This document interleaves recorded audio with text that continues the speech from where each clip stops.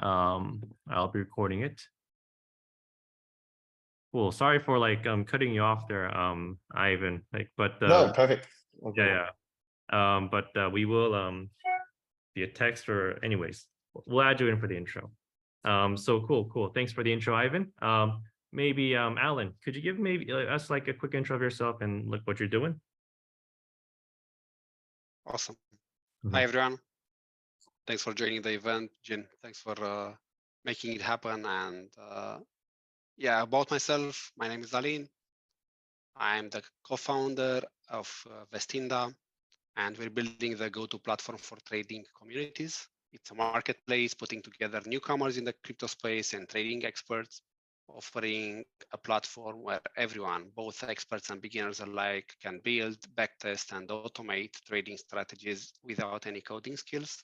As for myself, I'm an ex-founder. I have built 2 other technology companies before.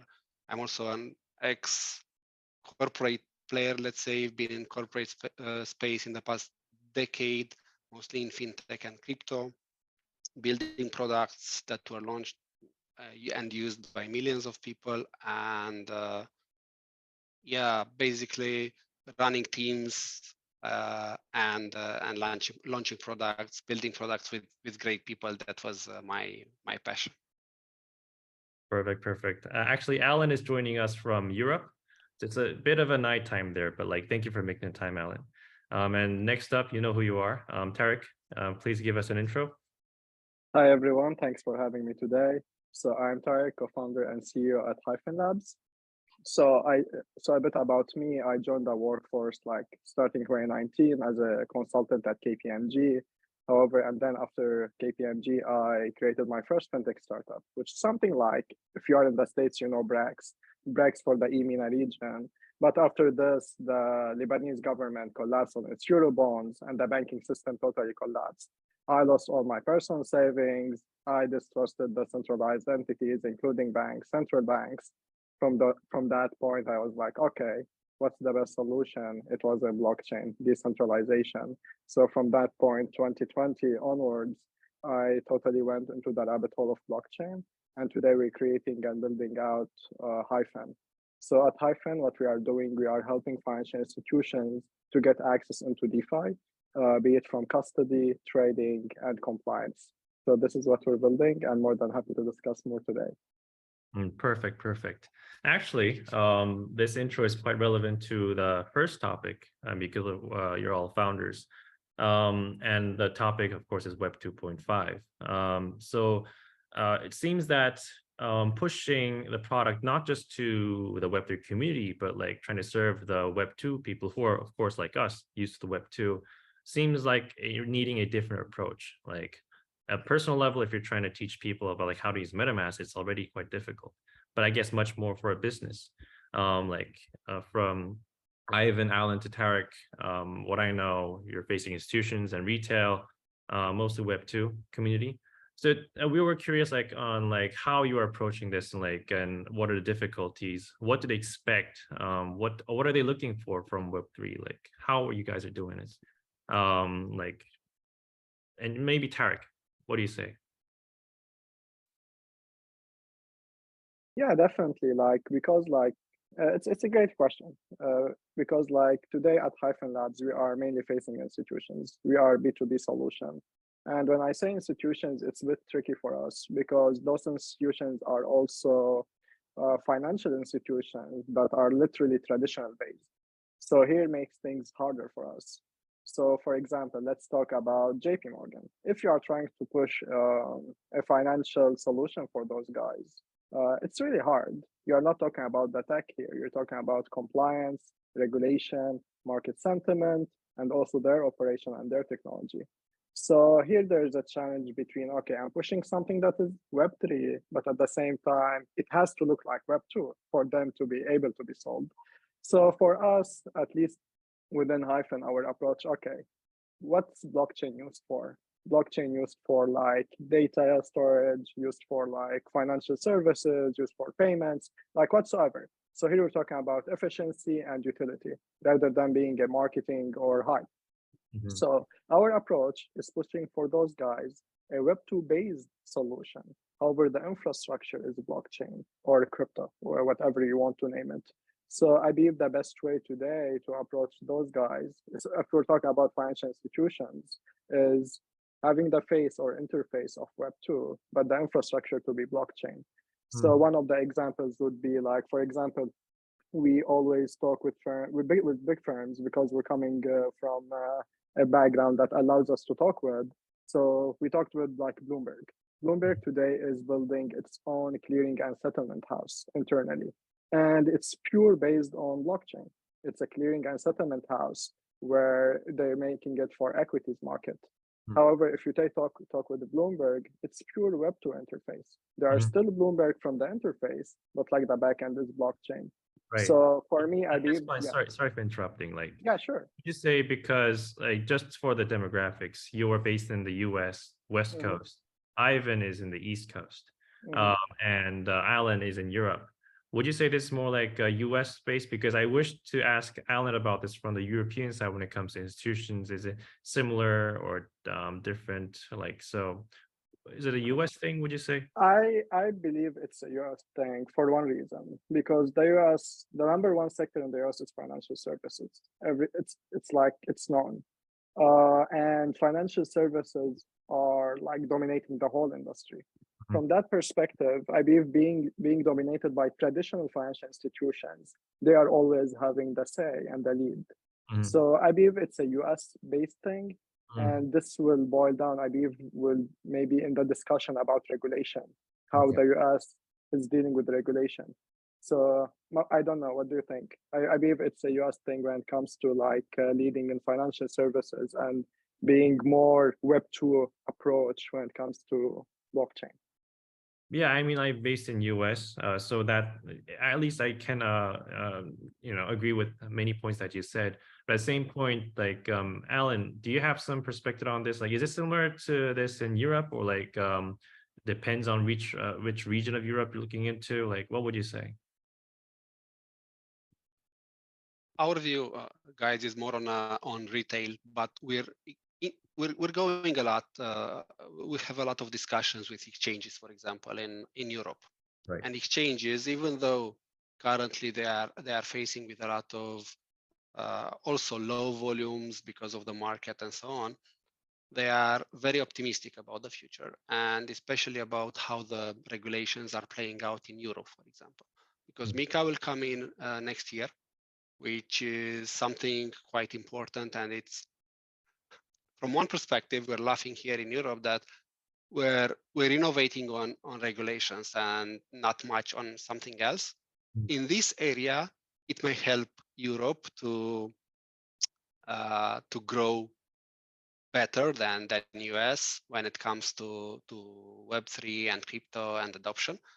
We're seeing indeed this fight, and it is a, let's say, a competition between Europe and US in terms of how much innovation do we put in Web3, and we're seeing also the version of US where everything is more slaughtered at this point, and you guys over there don't love. I mean, not you, but the SEC and everyone doesn't love too much the crypto and especially the DeFi. So yeah, it's a little more optimistic on this side. Yeah, definitely. Like, I don't want to admit it, but like the term slaughter is a pretty good way to put things when it comes to regulation side. But at the same point, I'm curious, Alin, like, is this whole trend something like you can see all over Europe, or depends on which region? For example, UK, does UK have a different stance or direction when it comes to approaching Web3, or like other countries like Romania, or like, is it different depending on the region, would you say, or overall pretty similar? Fortunately, overall is pretty similar. Yes, you can put like UK and Europe as a whole, because MiCA is going to be just it's not a regulation, it's actually a directive that every country will just implement. So every country will take most of it, and everything will look very, very similar. UK is already a very big hub and an adoption hub in crypto, and they play a very important role in the industry. So yeah, I think it's pretty much overall the same. Okay, that's interesting. So in light of institutions, Ivan, you've also been interacting with institutions day-to-day basis, but also interestingly, as opposed to say Tarek or Alin, it's more like just normal so-called non-financial institutions included, I believe, when it comes to your interactions. How does it look like? Yeah. Because I guess financial institutions, they do have some exposure to Web3 because, you know, that's their main source of business, the monetary side. But when it comes to people like quite new to, or institutions in that matter for Web3, maybe it's something else. Like how Yeah. would Yeah, I'd say like, so we target our customers are more traditional brands. So like, for example, the Nikes, the Dick's Sporting Goods, the regular consumer facing brands of the world. I think there is a big impact. So we've spoken to customers both here in the United States, but also in Europe.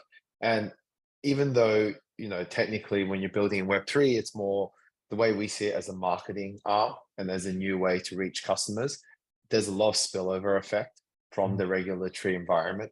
So when we speak to American companies, even though they're not, you know, issuing securities or doing anything, you know, deep crypto related, a lot of them are scared and put off by, you know, what the SEC is doing and a lot of the uncertainty around that regulatory environment. In Europe, like Alan mentioned, it's a lot further developed and there's a lot more certainty and clarity as to, you know, what the regulators view as permissible or not.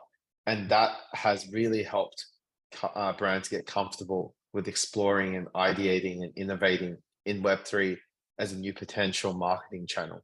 So I think that's been the current view. Is like very similar. It's not as pronounced in that, you know, we're not going through, you know, each regulatory directive or law and working out what we can't and cannot do, but it's a general sense and feel of the environment, and that has had a profound impact, I think, on both sides of the Atlantic.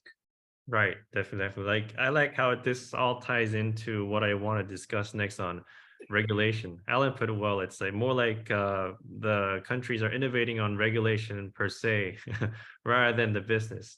But it makes sense, at least for institutions, because they do like to prefer working within the regulatory boundaries, because they know that if they play outside of it and something happens later on, they don't want to, you know, give poor excuses. They just want to play safe. So in that sense, I just want to dig a little bit deeper on the regulation side. It seems as if it's a little bit like US versus the world, but like, let's just start with the US in that regard, maybe because we have Ivan on the board right now. Like what type of regulations do you think is quite critical to your business, and somewhat if it's solved or like accelerated would help the business direction that you're looking into? Yeah, I think there's 2 or 3 main areas that are particularly important. I think the first is not a regulatory area per se, but sort of what the regulators do and how public their actions are.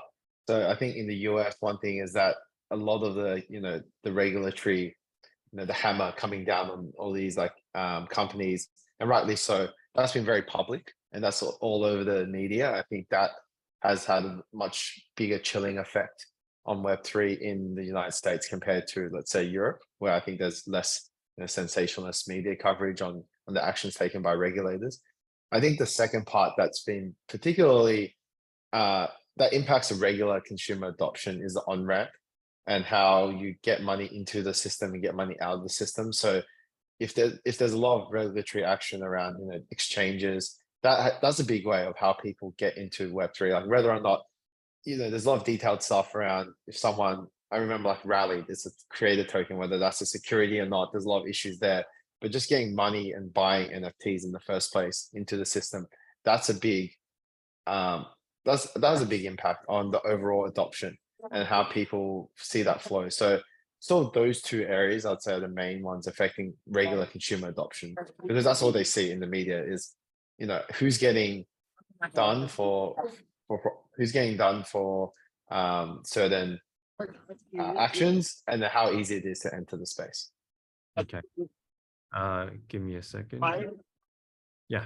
So yeah, so I think you mentioned it well in that respect. Like on-ramp services for people to be able to interact with Web3. It's like I like to view it more like a matrix kind of thing, a place where you can plug yourself in and then hopefully plug yourself out. So to make things a bit more smooth. And we saw this report recently, Stripe allowing on-ramp services or the features.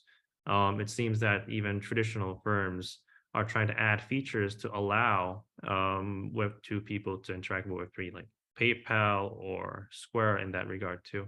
But so I believe you've also been looking into the payments and the fintech overall, Tarek, in this regard for on-ramp and off-ramp. Like, and with respect to regulation for your business, how do you view this trend? Because, you know, the media exposure and the businesses seem to be quite different on how they view Web3. Yeah, definitely. When it comes to regulation, I like to view it like this. It's either you are the initiator or you are an observer seat. So today, unfortunately, because at least because I'm based in the US, unfortunately, the US is taking the observer position, and Europe and the other countries are taking and are being the initiator. Like Alan brought up Mika. Mika will be revolutionary. Like if you read the report, if you follow the news last 2 weeks, like it's a big deal in the region, and will place Europe in places. You have Dubai, you have Singapore. Like Dubai, they have today free zone areas just for like blockchain and fintech companies away from licensing and everything. So having said that, today the US being placed as an observer is super tricky. From regulatory perspective, like everybody saw Gary Gensler when they put them on the spot, when they put him on the spot, he couldn't take a position. And this is bad. Bad in a sense for the overall market sentiment, because if the regulators themselves cannot like state if this is a security commodity or it's not a financial instrument by itself, it's hard for like average Joe or even startup founders who are experts in the field to be able to make a stand or sell a product, because this affects the overall market and the end user for us. Right. So from that standpoint, especially from my perspective, from hyphen perspective, us facing financial institutions who are super influenced by regulation, it's super tricky. So yeah, we are today in unfortunate position. However, I'm hopeful for the future, especially within the States, that things will get accelerated and make things clear, at least in 1 year. And yeah, we'll see how it goes. In 1 year, is there a particular reason why you think so, or like? I believe it boils down to liquidity pressure. So you have two kinds of pressure, either regulatory pressure or regulatory pressure. From liquidity pressure, it will come from crypto itself. Like today, as you're already saying, like it's not good, but like everybody's seeing the banking meltdown. Like you have already 3 banks defaulted, and like they are expecting 5 more banks to default. This is bad, but like crypto is proving to stand strong against those waves. So from that perspective, I believe you will have kind of liquidity pressure from crypto on financial services or traditional finance in order to make regulation fast. Mm-hmm. So yeah, from that perspective, I believe things will be faster in the States. But like, yeah, things boil down to always like regulations are slow. Regulatory bodies don't have the know-how in order to assess the situation. So yeah, we'll see how it goes. Yeah, definitely. That's what we've been looking into too. At the same time, like I also want to ask the same question to Alin, that what I asked to Ivan. Like you did talk about. I mean, we've been talking about regulation for quite some minutes for this talk, but like, what are our particular regulations or terms that you're looking into, maybe that could accelerate your direction of business, or like if any, like that's holding you back up for now? Like any particular part of regulation that you're looking into, like, and keen on? If it's just specifically for Vestinda, then no, Jen. We can just run currently very similar with how 1 year from now, when MiCA will be in force, we can operate. The good thing on regulation is that it brings us a little closer to crossing the chasm with blockchain technology. Because currently we're still very early with just technologists and very big enthusiasts or visionaries that are coming now from a retail perspective, even from an institutional perspective, coming into the space. And in order to cross the chasm, we need to be able to bring in the next wave, which is the pragmatists, right? And they are, regulatory perspective can be one catalyst for that, because they are just waiting. They are like the observer, like Tarek was saying about US. Most of the people are observers currently on the blockchain and crypto market. So it can be a catalyst. It will not be the most important one. For this, for us, actually for going to the next level of adoption, how I see the biggest catalyst, it will be creating the same UX, the same experience for the people that they know from Web 2 into the Web 3. We're still very far from there. And we're still very technological on that. That's why most of the users, the actual users, are very techy in the crypto and Web3 space. So in order to get, and we will still stay there in this, like you said, it's a new term for me, Web 2.5. But the transition from Web 2 to Web 3 will happen once everything will be looking the same and feeling the same as Web 2, but having the underlying asset, the underlying technology and infrastructure of Web 3. Yeah, definitely. Like, yeah, Jen, I want to interrupt a bit. I don't know. I tend to, I don't know what you're saying. I tend to disagree a bit with. Maybe this boils down to the regional difference that we have here, like between Europe and the US, on the like regulation versus user experience. Because like humbly speaking, like in the States, I believe that like we have the best the best startups in the world. And if they want to push the best user experience they can when it comes to Web3. So I believe the bottleneck today. Which we don't yet have, Tarek. That's the issue. Yeah, but for us, we don't have it in the States. It's based from regulation rather than being from startups or founders' abilities. Like like we saw a lot of like examples today. Like they have the best wallet. You think as if it's a bank account rather than being an actual non-custodial wallet. But like from that perspective, they went down because of regulation. So here boils down also maybe to regional difference. For us in the States, the first bottleneck, be it adoption, is coming from regulation rather than being like a startup not able to create a user experience for the next 1 billion user. I don't know. What do you think on this? Tarek, just to sum up what you're saying for our audience, you're saying regulation user experience, regulation are both important, but maybe particularly for the US, regulation may have a bigger stance when it comes to being a hurdle or accelerator when it comes to adoption, maybe than the European climate. Like the weight is different, I guess, maybe. Yeah, that's what I'm trying to say. Like I believe like here, like you have the best designers. It's not hard to, I mean, it's hard because like there's adoption whatsoever to create a Web 2, let's say Web 2 looking MetaMask, for example. But like the bottleneck today is regulation, at least within the States. Okay. I think there's also a bit of the regulation has a knock-on effect, I think, to the user experience part of it. I think I agree that regulation has been a big part in the US, and that's why I think a lot of people don't enter Web3, or as many as have entered in Europe. And if you look at like some of the best engineers in the world, a lot of them still are with the Web2 companies. Like they're all in SF, for example, but they're all still working for Google, Twitter, maybe not anymore after the recent layoffs. But until that, like a lot of them aren't entering Web3 because there's no certainty here.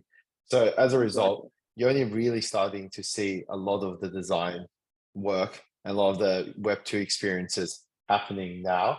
To Alan's point there, I'm just trying to thread the needle because I think it's a bit more nuanced. A lot of the, like when you think about Web3 today, and what was particularly striking for us was, you remember demo day and people at the Techstars demo day, we were minting POAPs for people who attended the demo day to come.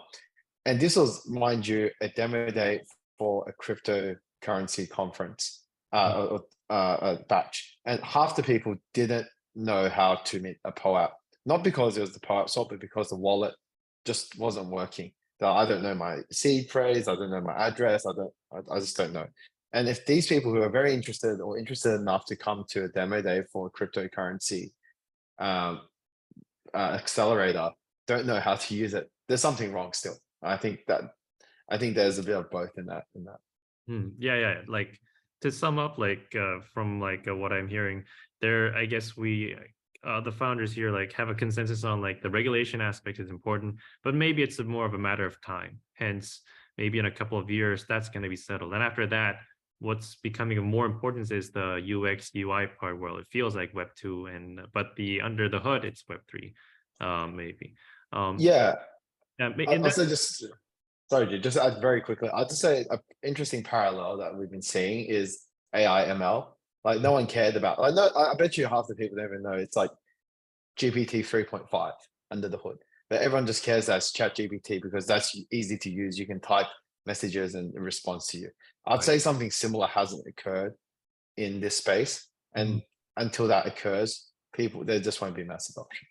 Right, definitely. In that sense, Ivan, maybe and sorry, Jen, and we still don't have regulations for AI. And because the technology is so big and the adoption got so hard, the technology, I mean, the regulators are coming in, hey, we should do something or we shouldn't. And usually the technologists and the visionaries are gonna like, and the adoption will just make regulation happen no matter what. So it will come once in hand. And I still believe that both of those are needed. One without the other is not going to be pushing forward the ecosystem. Right, definitely. I want to actually ask this to Ivan and Alin. Like, yeah, like at a high level, it makes sense. Maybe it could help us to understand from like an example perspective of like how your business is trying to provide this Web2 experience under the hood Web3. Like, does it, like, for example, how does it look like from like a user perspective? Like, could you give us some examples of how your business is trying to do that? I could start. So basically, I will continue with what I was saying earlier, and who's currently in the space. Let's say we have the typical adoption curve that we see in most of the technologies, like very techy guys and visionaries, plus the degens. In crypto, because of the incentive part of the financial incentives, then we also have this new very specific vertical, which is the degens, who just want to get rich fast. And from our perspective, what we're trying to solve actually is all of the struggles of these degens and the techie guys and the early adopters going into the space, ending up in a very technical space, ending up in a space where they have to use a lot of tools to navigate through the noise. And they join different trading communities.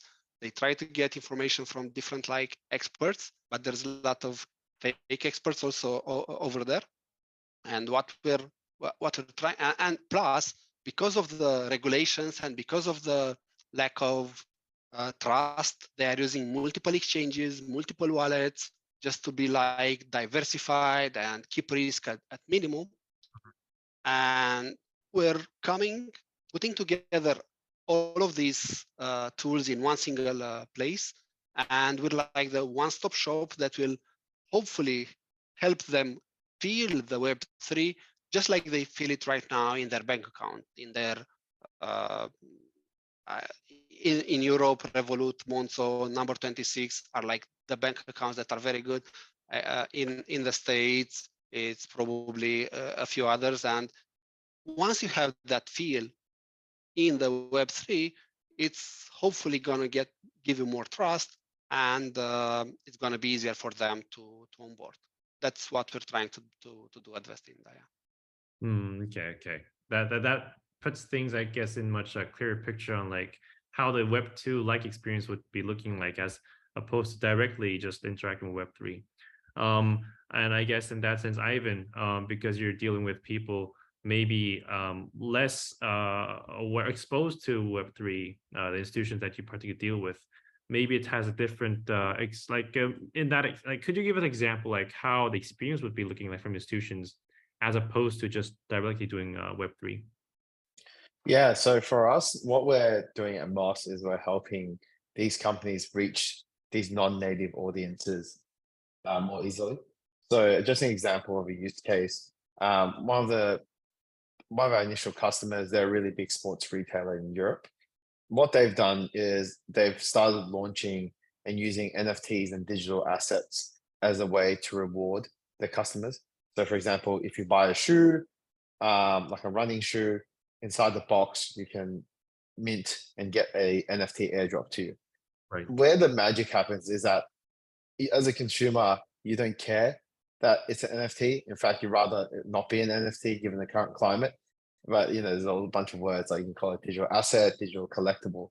But the idea is that when you collect this, you want it to be as seamless as possible. You don't want to have to go to set up MetaMask, enter your phrase, write down your seed phrase somewhere, all of that. So we're trying to really make that and simplify that that aspect of it, in that once you get that NFT, you connect to our website and you see all the events, benefits, news that are related with that NFT. So adding very much the utility to that. So I think that's what's been missing today from the consumer adoption side is over the last few years, people buy NFTs for the sake of collecting, for the sake of art. And you see that in the media, like people just go, what's the point? But when you start adding things that uniquely brands can do, like if you buy the shoe, you get to come to these certain events with our ambassadors, or you get to attend this certain sale.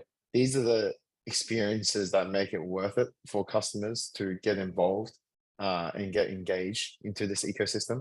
So that's what we're doing in terms of flow. So I keep mentioning this at the start as well. Like people don't really care that it's on the blockchain. Like it's important, I think, that the blockchain is secure. It's always up. The transaction speeds and costs are low, but those are table stakes. As in, they should be in the same way. No one knows that everything's hosted on AWS. No one cares, but they just need it to work. And I think that's the challenge today. Right. I think, as you say, it's more like a testing phase these days. People are trying out different ways that to make it as seamless as possible for the mass public to be more accepting this tech. Like even for example, like for example, this Zoom, like we don't really care about how it works, like under the hood. Like, is it a Wi-Fi based connection? Is it like 5G? Like, how does this? We don't think about all that stuff behind. So I guess from a user, even for myself as a Web3 person, I do prefer for now, like Web2 interface seems more comfortable. But at this point, just thinking off my head right now is, I want to ask Tarek about this. Like, okay, we get it. Web 2.5 makes sense. Web2 interface makes sense. But why do you think until now there was not much of an emphasis on this type of approach? Why it seemed to be more like these protocols seem to be focusing on just the Web3 community, not much Web2? Yeah, definitely. This boils down to two things. First, like human nature. People like to know stuff others people, which is bad. Like people like to know stuff others people don't. That's why you have like Nobel Prize, you have PhD discussions. They know stuff other people don't know. So that's what happened starting, I guess, summer 2020 with the rise of DeFi. It was a completely new animal. Nobody knows what is it. And it was restricted within like a group of people. You can call them like thousands, 10,000s, whatsoever. They created the movement. And somehow which I'm a big fan of how this environment is friendly and everybody wants you to learn about it. But you always feel like they keep stuff, how should I say it? They keep stuff not as clear as intended to be, like swapping. Like swapping is simply you're just trading. You got what I mean? Or like see the phrase, just call it a password. If You mean it's not a, it's more like yeah, being just so maybe more sophisticated than you need it to be. yeah, they over sophisticate stuff for the sake of it, which this is bad for the overall market, because like you're just like today if I'm pitching, I don't know, a big bank and telling him, hey, you know that non-custody is a great solution, but you have those weird swapping gas fees concepts. They will not invest in the HR department to invest in their employees to teach them those concepts. So today, this is boils down also what Alin was saying about user experience. So what you are pushing and to whom you are pushing. So yeah, mainly that's it. Yeah, I think makes sense. Like gas fees, yes. Like even for me, it's kind of sometimes confused when it comes to like calculating the exact gas fees because you can't really exactly calculate them. You only just guess. And that even for me, like it took a bit of time to get used to the concept. I guess much more for people who are kind of less initiated to that concept. I think this also quite well ties into what I want to bring up next is like what kind of application do you think the ecosystem needs right now for more adoption? We talked about the regulation, Yeah, user experience, both critical. But it may be this third the question of like what kind of application the ecosystem needs is dependent on what vertical looking into. Maybe Alan's Vestinda is a little bit different from Ivan's Moss, and maybe for Tarek's Hyphen Labs. But like, well, so what's your view on this? Like, what other stuff do you think would maybe be the painkiller or accelerate the yeah. process other than the stuff that we've been talking about? Yeah, I believe like because like I come from financial services, I will keep my opinion within financial services. Today, if you want to convince Wall Street to go mainstream on blockchain, putting crypto aside because crypto trading is completely different animal. Maybe Alan we can talk about this. If you want to convince Wall Street guys to adopt blockchain, you need to talk about efficiency and utility rather than returns today. So when we talk about efficiency and utility, like I mentioned earlier on the talk, you're talking mostly about their own infrastructure, from like clearing, settlement, payments. So today, if you are able to prove using blockchain, which many startups and the ventures are working on, that you can decrease the clearing fees by like 90%. They don't care if it's blockchain or not. They view it as a technology. And the settlement time, if you can boil it down to T+4 to T+0, which is great for them. So you're bringing efficiency and utility. So here the due diligence rather than being regulation and market sentiment will be more on the tech side. So I believe this is what should be pushed to the market today. And this is what is going to be adopted mainly on Wall Street. We have many examples, like something like Onyx from JP Morgan. The guys have been working on their first blockchain 2015, like which was in parallel somehow with the Ethereum thing. And then they partnered with Consensus and they have their Onyx venture. So from that perspective, you see, okay, those guys are not like trying to overlook the technology. They are more viewing the utility side of it. Right. So from that perspective, I believe infrastructure first, rather than being a bold crypto product. Yeah, I think that makes sense for what Hyphen Labs is doing, mostly looking into Wall Street firms. Back to the same question for Alan and Ivan. Do you think there's other applications this ecosystem needs, maybe other than regulation and the UI experience, or maybe something that enables better UI like experience, for example, maybe like a library that allows you to create better Web2 like front ends for Web3 or like what have you? Like, what are your views on this? What does the ecosystem need right now, would you say, Alin? think this conversation could be like 2-3 hours easily. I think this is actually the biggest and the most important part of actually crossing the chasm on the blockchain technology. Right. And I can only build on what Tarek was saying earlier. We have to just prove utility. We have to just show efficiency. We have to show that things are working better than with other technologies, and not 20% better, not 2 times better, but maybe 5 times, 10 times better. And you see, I'm always thinking of the current levels of the technology as the internet, not even when the internet was at the beginning, but when the protocols that internet was built on were just starting. So Right. TCP/IP, HTTP, this is what we're building right now. We're still at the level of building layer ones, now layer twos. We were like just 3 years back doing just 7 transactions per second or 20 transactions per second. The current technology with Visa and everything, they are doing tens of transactions per tens of thousands of transactions per second. So then how can we say that this technology can be like the next thing where you're not even better than the older one? So 10 years from now, 10 years down the road, we're going to see layer ones exactly. No one is going to talk about layer ones anymore. It's just like no one talks about HTTP right now. No one talks about the hardware part in the retail, I mean, and everyone like in majority. What we will talk about and the things that will actually move the needle is going to be the real applications that bring value to the end customer. And those are in, we just can take a few just for exemplification in every vertical, like healthcare, technology, in financial services or anywhere else. It's the applications, how those bring value to the end customer and not the infrastructure. Yes, utility first. That's what ringing my mind, because when I first did DeFi too, like it's fun. It's like a game, but I couldn't really find true utility yet for initial protocols. I think more stuff is out there trying to do the same.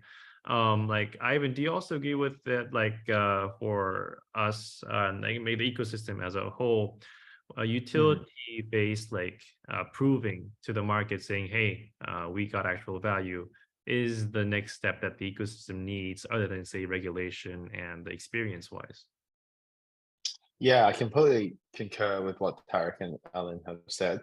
I think it coming from like a slightly different angle, sort of the consumer angle. I think in some ways consumers are much harsher than financial institutions, in that they will discard you the minute it doesn't make sense anymore, because there's always a competition for attention. And as from a marketing perspective, for these brands to adopt Web3 as a new marketing channel, there needs to be something unique about it. If it's just about sending messages, if it's just about, owning a collectible, there are ways to do it that are easier than on chain. There needs to be something that's uniquely on chain. I think people are still trying to work out what that is. Like, why do you need to do at least a consumer element part of it? Like, why do you need to offer these experiences on chain, and what makes it unique? So I think that's the part that's being figured out. I think in terms of the actual technology itself, most of it is there, right? Like, I think where all the different chains out there, they're consolidating, like to Alan's point, like not even talk about layer ones anymore. It's not about that anymore. It's about those applications, and specifically, what are you trying to do with it that's so different? Because if it's just a marginal improvement, I don't think that's going to capture enough attention or the imagination of people. I think Tarek, you also have something to comment on this, like utility wise. Yeah, be it for a trading side or payment side, crypto does have a lot of utility. But I guess based on what you're doing with the Wall Street guys from day-to-day basis, because these guys are quite keen on utility. So once they do see like hard utility, like good utility, they're, I guess, more willing to take the risk, like higher risk appetite when it comes to doing something new. So do you have anything to comment on this, Tarek? Yeah, like just like once you prove like, okay, let's say a simple cold email. Hey, head of digital assets at BlackRock, I'm doing this startup. Okay, I will say great, like it's another pitch. But like, and also on blockchain based. But like, if you're bringing real metrics, I'm telling him, hey, we are decreasing the settlement time by 90%. He will say, okay, I don't care what you're doing. I know that this will be reflected directly on my P&L. So from this kind of approach, like utility comes first, not even blockchain. Like I believe like Facebook took off because of utility. Stripe took off because of utility. Airbnb took off because of utility. Like in crypto, like because like it's always has to do with emerging markets, you have this exponential hype where people like uh, are not able to differentiate between what's real utility and what's just like consumer hype. That's what happened. So from 2020 till end of 2022, it was literally crypto for the sake of crypto, be it NFT projects, be it some DeFi protocols, because some DeFi protocols out there are amazing. And like, whatever you name it, collectibles, startups shifting to DeFi or crypto. There, it was like crypto or blockchain for the sake of crypto and blockchain. And it was reflected in all conferences. However, lately there's a huge emphasis on utility, and this is also reflected in the VC environment today. If you want to talk with any VC, even if you're a blockchain startup, they don't care anymore. They will ask about your financials. Hey, do you have revenue? Do you have actual customers? So this is boiling down to also utility, proving your product is providing value to other end users, be it institutions or retail. So all this 2021 crazy valuations, $100 million round on like, I don't know, $15 billion valuation pre-product, this will not happen anymore, even if it be it crypto, because I believe crypto hypes will return back. However, any hype that will return will be based on actual use case, on something that proved to be real utility for institutions or retail. So yeah, those are like my 2 cents on the utility idea. Perfect, perfect. Actually, Alin did bring this up before, but the AI part with ChatGPT. This is not for the sake of talking about AI, but from how I view it, like it seems that there's a bit of a parallel with bit of crypto. Like there's utility in ChatGPT; it's fun to use, and user experience is pretty good. But there seem to be some like legal issues that's going to be brought up soon, like copyrights. Like, do you own the data that you just web scraped? Like the bias for these models. So like, I just wanted to like as a wrap up of your opinion, like, do you see something even for crypto? Because for me, it just seems to be a parallel, like utility first, user experience first, and then to sum it up, yeah, regulation is important. But the thing is, as startups, maybe it's hard to wait until then for the regulation stuff to be settled and then bring a product.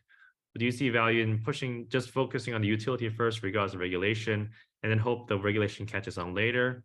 Or you think you just have to wait it out from a founder level?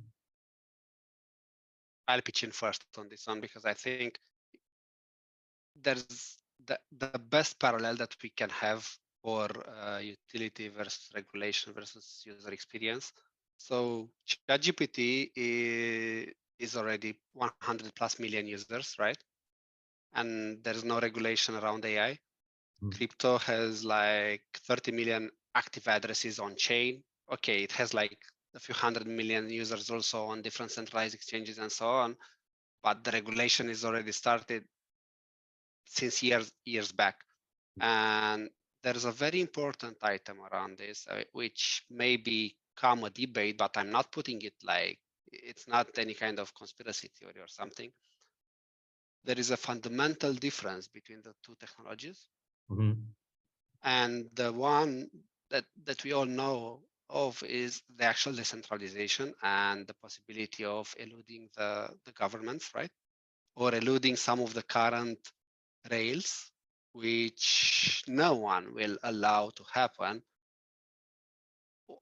in any part of the world, being US, APAC, or Europe. And that's the biggest difference between between the two. Even though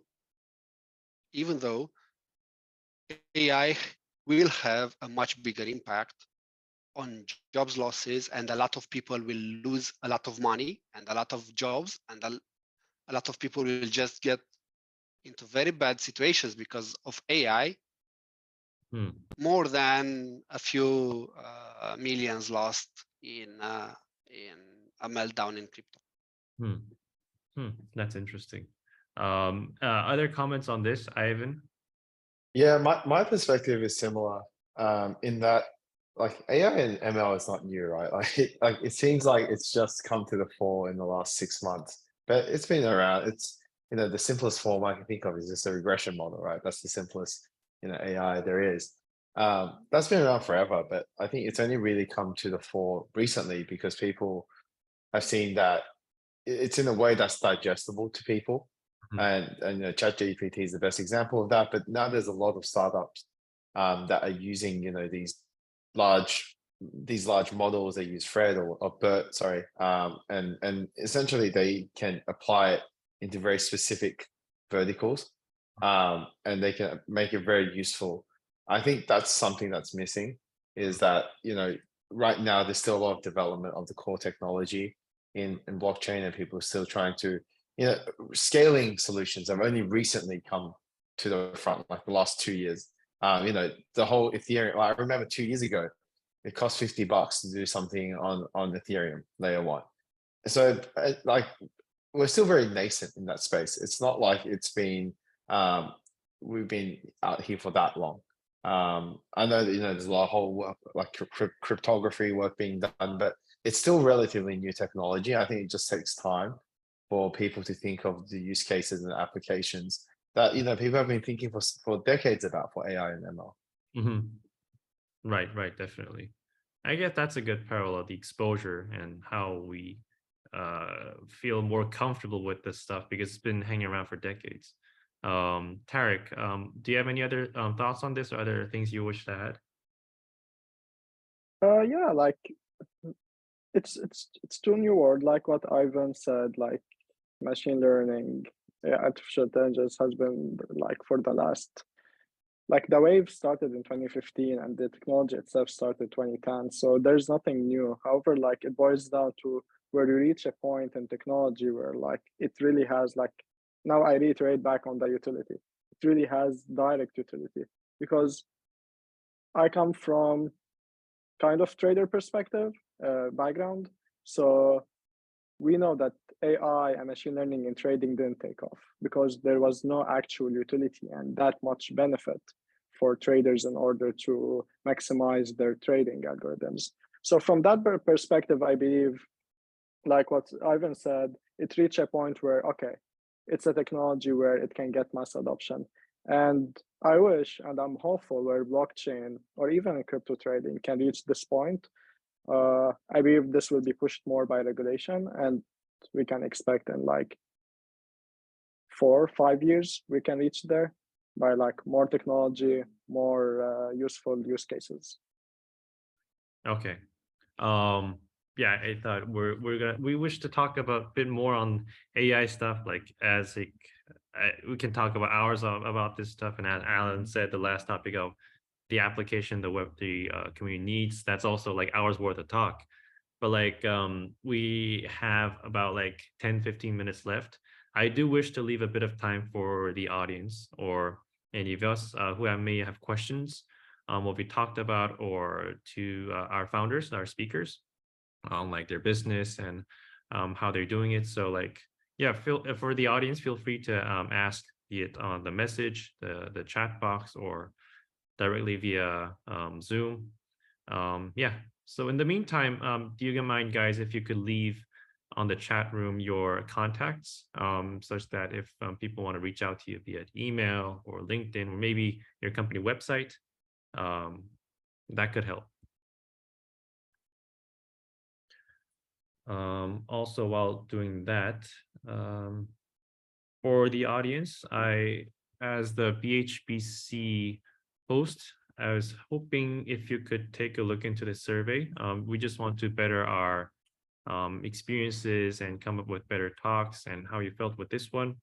So it takes like a minute and less. So could you please look into this one? In the meantime, yeah, Ivan, thank you for that. Tarek, thank you.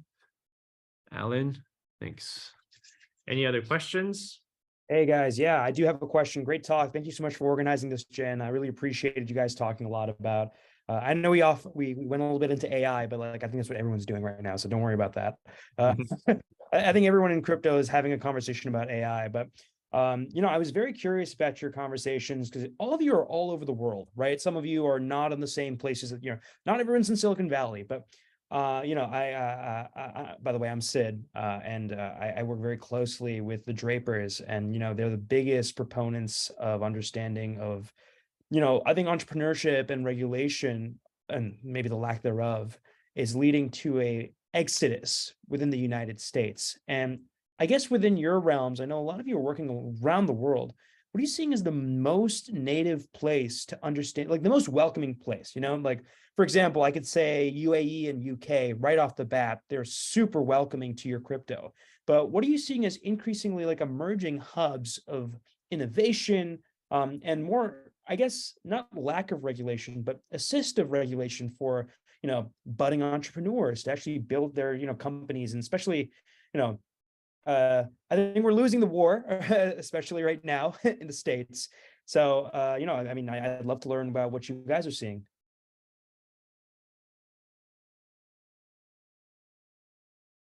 Hey Sid, thanks for the question. Yeah, we're just gonna double down on UAE. I'm seeing that region as the main winner in the next period. At least from Europe, we're seeing a lot of the founders, a lot of the startups leaving, not necessarily leaving, but setting also grounds in MENA regions, going after VCs, going after talent, going after a place where you feel like you're allowed to innovate, and that's mainly because of the government being friendly, putting in place a good policy around how you can build. That gives predictability, not even in business, right? Even for a human, you need a predictable way of seeing things moving forward. And I think UAE will be the biggest winner over there. And I'm seeing also a lot of good activity in the Hong Kong area, especially because Hong Kong is going to be pulling out. It's going to be like the entry point in crypto for the Chinese people. So those two areas are one of the most active that I've seen in the past. No, yeah, and I completely agree with you. We've added Taiwan to the list, especially for the Hong Kong reason. I wouldn't say it's the entry point for Chinese people, unfortunately, but it's an entry point for Southeast Asia. No, I completely agree. And, I guess before I, hear what other people have to say, I think the UAE, is increasingly, back in the 1200s, we had the Middle Ages, right? Europe was in a complete mired state. You had everything, the sewage was terrible. People were completely out of control. Like food was out. I mean, it was completely plagued, and the Black Plague hadn't even hit yet. But then you look in the East, the Abbasid dynasty, you see all the same reasons for why Dubai and the UAE is succeeding today. It's the same reasons why they were succeeding back then. They were focusing on polymath, inventions, algebra. None of the technologies wouldn't have even existed. Back then, it was due to secularization, or rather the lack thereof, in Western Europe. And now we have under the guise of we're afraid of technologies. And I think I really like that. The UAE, for better or worse, has really embraced a lot of it. So that's great. So thank you, Alin. I would love to hear what everyone else is saying. Can I ask a follow-up question to that? I haven't heard Europe yet. And so when I went to Consensus, I talked to somebody who used to work for the Swiss government and is now in the crypto industry. And he was telling me that Switzerland is also making a push to be a safe haven for crypto projects, and they have well-defined regulations that go beyond payments. And he was telling me that he sees as a competitor, actually France. Apparently, France is also trying to be crypto friendly.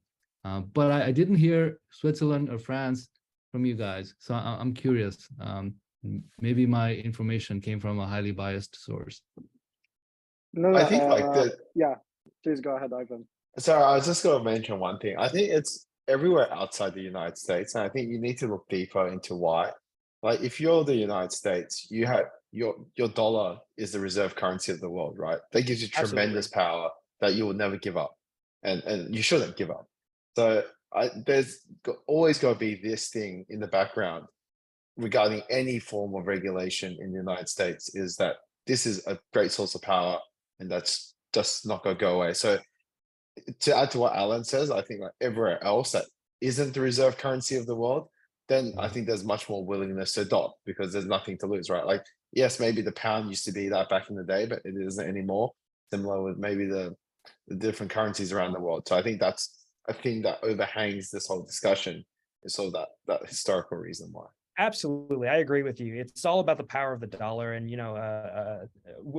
I'm frankly scared, but because of this, because I think you're going to see a lot of rash decisions being made in hopes of boosting the power of the dollar, especially right now. The last Fed hike was, it's not. I don't think it's going to be the last, personally.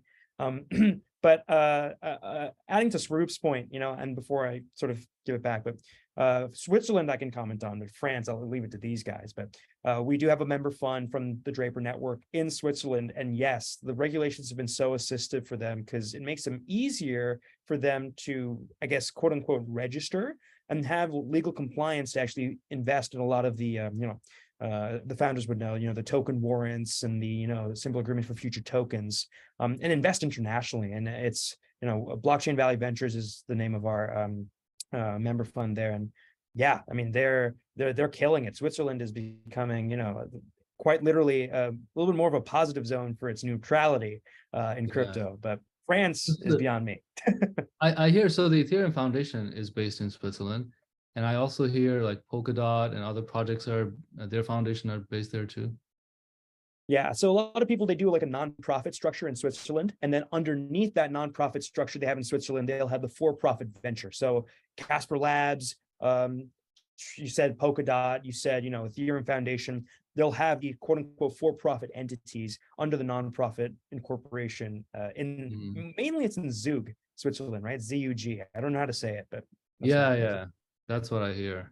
So, okay, so there's a Swiss-based foundation, and then for-profits under the foundation can be anywhere, or are they mostly in Switzerland? Yeah, so the cool thing about nonprofits in Switzerland is that they allow for subholdings that are international as long as that they are in compliance with the domicile entity. So anything that's compliant with a neutral entity, which is anywhere. I do wish to know a bit more about France, but like Tarek, you were mentioning something about Swiss. I believe you had some context there, like regarding the business per se. Yeah, I don't know how it like we weren't able to mention it, but yeah, Switzerland is a big hub. Especially like I had some talks with founders based in Switzerland. Like like the regulation, especially on the custody, like even very old banks, financial institutions are getting like green light from the government to host and custody digital assets. So yeah, they are big. Also coming from the Middle East, I can talk about Dubai specifically and UAE. Yes, like those guys first had history, like what Sid said, in the Abbasid era. So they were the leaders. And yeah, hopefully their adoption. But like, I'm not pessimistic. I'm a bit hopeful. But like the thing is, they try to position themselves as fintech leaders. But I'm not sure if they were late for the wave, and it's different now for blockchain because the US position. But hopefully today, being placed early in the wave for blockchain, they can take first mover advantage. So from that perspective, I believe yes, Saudi and UAE are big hubs, either from capital to like a regulatory friendly environment. So yeah. Hopefully that MENA. I mean, it needs some technology there as well. So it's been lacking for a while. So I believe, yeah, blockchain can be a great boost for the ecosystem as a whole. Perfect, perfect. I think we have time for like a last couple, 1 or 2 questions. If you have any other questions, yeah, feel free to shoot. We got 4 minutes left, so it's a good amount of time for 2 questions or 1. Good question there, by the way, Sid. Oh yeah, no, of Starting course. that I was I'm having dinner with the whole Draper family, and that's all they're going to be talking about. So I'm just prepping myself. I'm just I have to prepping tell you myself right now. Sorry, this is a side comment. I'm good friends with a regulator. So regulators are getting a lot of pressure to be tougher. So I don't think it's going to get better in the US. Can we elaborate more? Because you cannot leave with this comment. Hey, you can't end it on that. That's a mic drop. At the state level, at the federal level, I don't think it's going to get better. Okay, let's say tougher. Sid, what do you think tougher means? So what I think someone that's doing something really good, Wyoming, at the state level has done absolutely incredible. The DAO LLC law has been super assistive for people to create DAOs, incorporate them. They also allow for cryptocurrency to be used as cash equivalents in their own state. So they basically say that it could be used to, if you want to pay somebody with crypto, it's going to be great to use it. So I think like the stupid stuff we learn at Haas, which is what the general accounting principles and all that stuff, a lot of bullshit, very outdated. I think that's like you're basically looking at the old scrolls of what is it, the Tigris River. That's how old it is. But I think tougher regulations, everybody's going to Singapore, and people are, the cool thing about UAE is that it follows British common law and corporation structures, which is why it's so good for people to go there, because they're like, why do I have to make a C Corp in Delaware when I can have international access and the same type of familiar structures that are modeled in the United States? Why wouldn't I do that? And tax-free. So I think the tougher regulations are going to crack down. I think we just need younger people, and engineering-enabled people making and being in charge of regulatory decisions, because there's so much public sector risk aversion, right? And that's what's really going to stunt progress. It's the fact that they're scared to use these technologies. And it comes back to what Ivan said. It's about the power of the dollar, but they don't understand how you can make assistive technology out of it. But I don't know what the hell is going to happen. So I'll leave it to you guys to, touch on that. Yeah, and I want to add, do you think, guys, like elections, which is coming next year, will lessen the attention toward crypto? I believe this also will play a negative role for blockchain and crypto by itself. Like people will care less, and regulators will have more things to care about other than blockchain. So do you think this will be better or worse for crypto? For me, it will be a negative thing. I'm just saying one of the candidates made an NFT collection. That's all I'm saying. That's all I'm saying. I'm not supporting him, but I'm saying one of the candidates for the US election made an NFT collection. That was, yeah. I don't know about that guy, man. So my question, did you buy it? I'm not supporting him. I'm just saying in general, but I'll leave it to you. Yeah, I was just saying, when he was the president, he was very anti-crypto. And then after he was no longer the president, then he put out an NFT collection. That's what I meant. That by itself is, I think, hours worth of discussion, and maybe that's also an example of how the UX got better for even people who are not used to Web3 is able to access Web3. But anyways, like I wish to continue this talk, but we do have to cut short because time's up. But of course, definitely reach out to us, BHBC, or the founders in person if you have other questions and want to have a more like one-to-one talks with them. We'll come up from BHBC side, come up with more interesting talks like these, more with founders. And yeah, let's take it from there. This was fantastic. Thanks so much for organizing this, Jen. This was great. Great meeting you all again. I know, Tarek, we met each other before, but it was great. Great job, guys. Really loved it. See you guys. Have a good day. Thanks, everyone. Guys, bye-bye. Bye.